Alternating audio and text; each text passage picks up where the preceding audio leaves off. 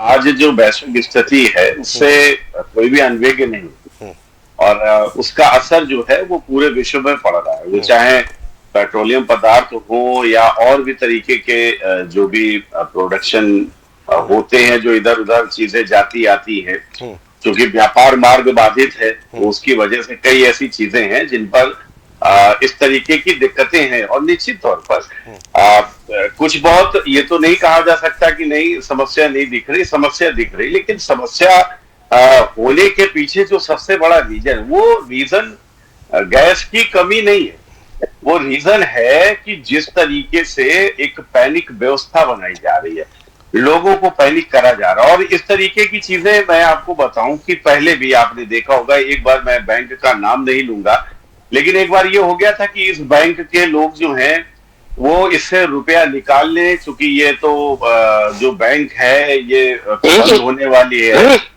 कई बार ऐसी चीजें हुई और लोगों ने बेतहाशा बेसुध होकर लाइन लगाई, और लाइन लगाने के बाद में स्थितियां खराब हुई थी।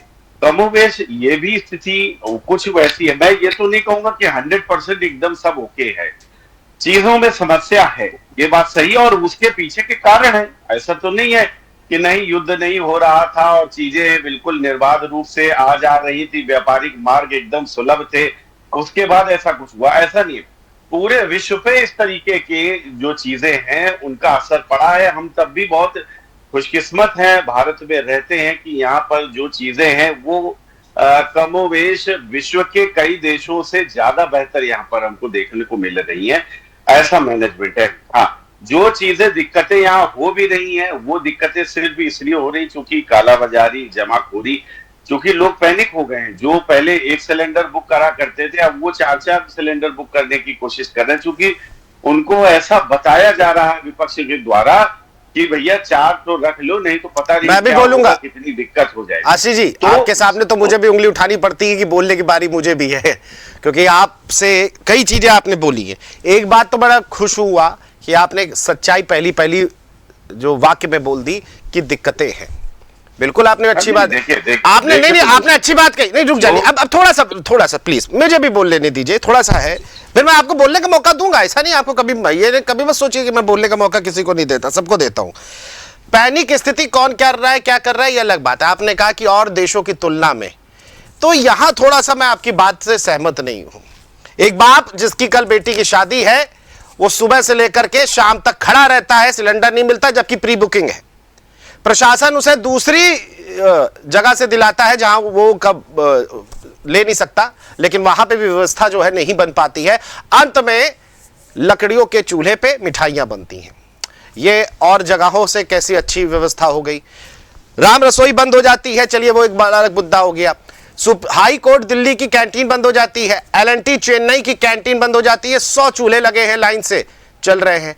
ऐसी स्थितियां आ रही हैं। और जो छोटे छोटे लोग हैं, बच्चे हैं, जो टीनेजर्स हैं या जंजी जिसे हम बोल सकते हैं, वो बाहर नोएडा जैसी जगहों पर बैठे हैं जो कमरा लेकर के। आज 400 रुपए एक सिलेंडर की रिफिलिंग हो रही है। आपने कहा जमाखोरी, बिल्कुल जमाखोरी हो रही है, लेकिन जमाखोरी अभी नहीं हो रही है, जमाखोरी तो हमेशा से होती रही है। आप दिल्ली ले लीजिए, दिल्ली नोएडा बॉर्डर ले लीजिए, ग्रेटर नोएडा ले लीजिए, तमाम छोटे जगहों शहरों को ले लीजिए, सब रिफिलिंग का काम करते हैं धड़ल्ले से। तो ये नहीं कह सकते कि ये स्थिति अभी आई है, ये पहले से भी है। और कमर्शियल सिलेंडर पर जो रोक लगी है वो भी एक बड़ी समस्या है। मैं आऊंगा इस पर आपसे लूंगा। आपके हिसाब से ये जो स्थिति आई है ये किस वजह से आई? क्योंकि जमाखोरी पहले से होती रही है। जमा नहीं, वो तो आशीष जी वो हमेशा से होती रही है। आप भी जानते होंगे कि अगर आप कहीं पे भी जाइए, रिफिलिंग वाला जो होता है सिस्टम, मैं ये कह रहा हूँ कि जमाखोरी हमेशा से होती रही है। मैं आपकी बात यहाँ पर चलिए 1 मिनट के लिए मान लेता हूँ। तो ये जो स्थिति हो रही है वो क्यों हो रही है, वो जरूर बताया जाए कि ये जो स्थिति है, क्या गैस जो है वो सरकार डंप करवा रही है? सरकार नहीं, सरकार तो ये कह रही कोई दिक्कत नहीं है। प्रॉब्लम तो ये है, आप कह रहे दिक्कत है, लेकिन सरकार की तरफ से, प्रशासन की तरफ से कहा जा रहा है कि दिक्कत नहीं है। जनता क्या माने? आप बोल दीजिए दिक्कत है तो सुनिए, है ना। आपने तो देखा है इस देश की जनता ने एक आह्वान पे क्या कुछ नहीं कर दिया है। बोल दिया जाए भाई हम 2 महीने तक गैस नहीं मिलेगी, तो वह स्थितियां नहीं हो जाएंगी। मैं आता हूं आपके पास आशीष जी, मैं आता हूं आशीष जी, मैं आता हूं, एक बार सबसे कमेंट ले लेता हूं, फिर मैं आपकी बात पर पूरी आऊंगा। 5 मिनट का समय देता हूं। एक मिनट मुझे सुन लीजिए आप। चलिए ठीक है, जल्दी से। जैसे आपने कह दिया कि जमाखोरी तो कोई बड़ी बात नहीं, जमाखोरी हमेशा होती रही, मैंने आपकी बात मान ली। तो मुझे ये बताने का प्रयास किया जाए कि फिर ये दिक्कतें हो क्यों रही है? क्या गैस की प्रॉपर हमारे पास सप्लाई तो आ रही है लेकिन सरकार नहीं देना चाह रही है? क्या सरकार की वजह से ये पूरी कमी का पूरा खेल हो रहा है, या ये वाकई में जो वैश्विक स्तर पे जो परिस्थितियां हैं उनकी वजह से है, या इसमें जो जमाखोरी का जो आपने जैसे कहा कि जमाखोरी तो हमेशा मतलब जमाखोरी का कोई मतलब नहीं है। हालांकि जमाखोरी की कई चीजें कई जगह पर कार्रवाई भी करी गई है, बिल्कुल बिल्कुल बिल्कुल, वो कार्रवाई भी करी और बिल्कुल बहुत अच्छी बात है, बिल्कुल तो तारीफ के काबिल है। ये बात है कि फिर क्या सरकार नहीं देना चाहती है या कुछ और कारण है, और इसका निदान क्या है?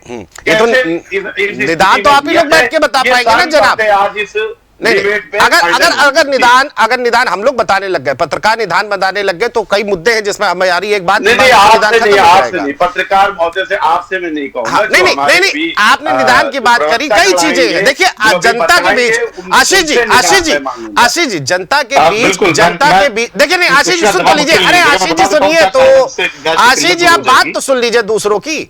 जनता के बीच दिक्कतें हैं, लोग और महिलाएं अपनी रसोई छोड़ करके 4-4 घंटे सिलेंडर लाइन में लगी हुई हैं, लोग अपने घर छोड़ के लगे हुए हैं, 38 दिन में सिलेंडर बुक हो रहा है। अभी मैं आपको एक और एग्जांपल दूंगा, लेकिन मैं उसके बाद में आता हूं, सबसे पहले एक सवाल ले लेता हूं, फिर आपको एक और एग्जांपल दूंगा, उस पर भी राय जानना चाह रहा हूं, वहां किसकी गलती है।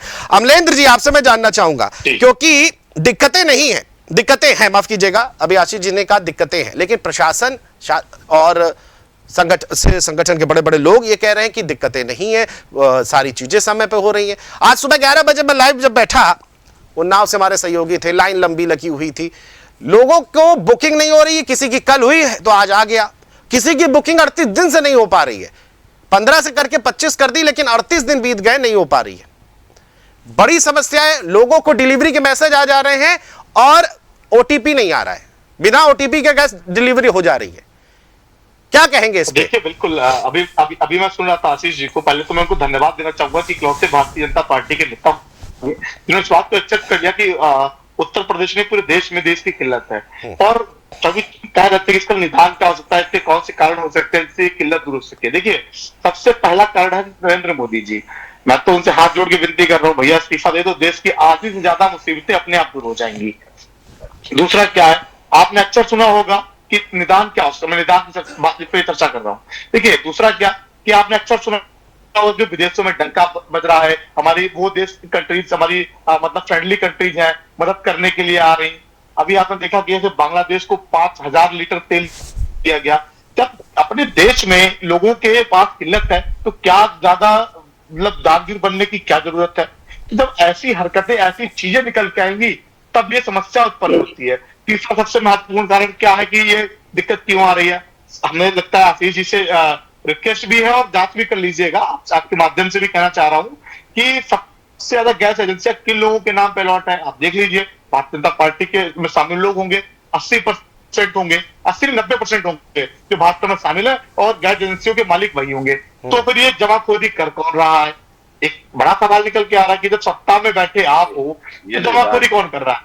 वार्ड मेंबर से लेके विधायक से लेके सांसद से लेके मुख्यमंत्री और प्रधानमंत्री तक आपका है। बड़े गर्व से कहते हो कि आरएसएस से निकला राष्ट्रपति है, पन्ना प्रमुख आपके बन गए, ये भी बड़े टंके चोट से कहा जाता है कि नहीं देखिए मेरे पन्ना प्रमुख तैयार हो गए। अरे सिलेंडर पर आ जाइए, पन्ना पे बात जाएंगे, सिलेंडर पे आता हूँ आशीष जी, तो परेशान ना हो आशीष जी, आ रहा उसको गैस चोरी कर रहा है। ठीक है अमलेंद्र जी, आता हूँ, ठीक है आता हूँ। अरे आशीष जी जरा पहले कमेंट ले लीजिएगा, मैं आपसे काउंटर पक्का लूंगा। जवाब नहीं है। निखिल जी क्या कहना चाहेंगे? अमलेंद्र जी आता हूँ, अरे अमलेंद्र जी आता हूँ, रुक जाइए, पन्ना प्रमुख तक आप पहुंच गए हैं। अब मुझे लगता है थोड़ा बैकगियर मार लीजिए, मुद्दे पर रहिएगा, मैं आता हूं, आपके सहयोगी जरा पूछ लेता हूं। निखिल जी हमारे साथ है, समाजवादी पार्टी की प्रवक्ता है। निखिल जी, आपके मुखिया लगातार एक के बाद एक ट्वीट करते आ रहे हैं, अब डिंपल यादव जी भी आ गई, और सबसे बड़ी बात, अयोध्या से सांसद अवधेश प्रसाद जी ने तो अल्टीमेटम दे दिया, 15 से धरना शुरू करूंगा, क्योंकि आजादी के बाद पहली बार राम रसोई बंद हुई है। राम रसोई बंद हुई मान लिया, इसके अलावा और भी चीजें भी बंद हुई हैं। सवाल यह है कि 15 तारीख तक तो मुझे लगता है सुनील शायद खरमास 15 से शुरू होंगे, मतलब तब तक दो तीन दिन अभी हैं, लोगों के यहाँ शादियां हैं। अब आप समझिए उस शादी में 40 से 50% व्यंजन ही कम कर दिए हैं। हलवाई कह रहा है कि भैया सर के पर पटक लो, सर के बल खड़े हो जाओ, तब भी भैया आप नहीं बनाएंगे। लोग जो सादा खाना होता है उसी में काम चला रहे हैं। तो ये एक बड़ी गंभीर स्थिति पैदा हो रही है। क्या आप कहेंगे जी? सबसे पहले कुलभूषण जी, आपको से पैनलिस्टों को मेरा नमस्कार। नमस्कार। कुलभूषण जी, ये भारतीय जनता पार्टी है, ये राम रसोई बंद करना इनके लिए कोई बड़ी बात नहीं है। ये तो पता नहीं क्या क्या बंद कर दे। और दूसरी बात, अभी आपने बोला कि ये इशू है, कुलभूषण जी ये इशू नहीं, ये भारतीय जनता पार्टी ने एक ऐसी महामारी बना दी पूरे देश में। 2016 में एक समय जब नोटबंदी में पूरा देश लाइन में लगा था, उसके बाद 19-20 में ऑक्सीजन के लिए पूरा देश लाइन में लगा, ऑक्सीजन कहीं नहीं मिली। और अब 2026 में गैस सिलेंडर के लिए फिर से पूरा देश लाइनों में लग रहा है, पर भारतीय जनता पार्टी के लोग हमें कहीं नहीं दिख रहे। कुलभूषण जी, हर देश में कहीं ना कहीं कुछ ऐसे कुछ टॉपिक्स या कुछ ऐसे इश्यूज आ जाते हैं, पर उस पर कम से कम सरकार को अपनी देखनी तो चाहिए। पर हमारी सरकार कुलभूषण जी क्या कर रही है? हमारी सरकार तो इसको बिल्कुल सिरे से नकार रही है। सरकार तो बिल्कुल ये बोल रही है कि कोई दिक्कत ही नहीं है कहीं भी। तो इससे बड़ा झूठ और क्या हो सकता है? और दूसरी बात, आप कहीं भी चले जाइए पूरे देश में, कोई भाजपा का, मैं मुख्यमंत्री तो मैं छोड़ दूं क्योंकि मुख्यमंत्री तो राजा होता है और भारतीय जनता पार्टी के मुख्यमंत्री तो अपने आप को महाराजा समझते हैं। कोई विधायक, सांसद, पार्षद या कोई कार्यकारी नेता या कोई कार्यकर्ता, कोई भी भारतीय जनता पार्टी कोई कहीं भी नहीं दिखेगा आपको, कोई सी भी एजेंसी पर। क्यों? ये सारे कहां गए? ये जनता के बीच में क्यों नहीं है?